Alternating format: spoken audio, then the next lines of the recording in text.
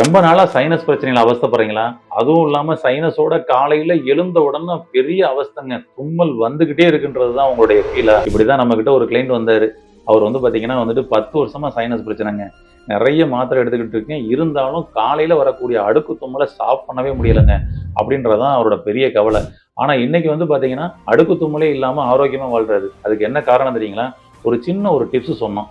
என்ன அப்படின்னா, நீங்க சுக்கு இருக்கு பார்த்தீங்களா? அந்த சுக்க அப்படியே லைட்டா சுட்டு, அதில புகை வரும் பாருங்க. அந்த புகைய அப்படியே ஸ்மெல் பண்ணணும். அத நான் கொஞ்சம் நல்லா டிஸ்டன்ஸ்ல வச்சுக்கங்க. அத நீங்க ஸ்மெல் பண்ணுங்க.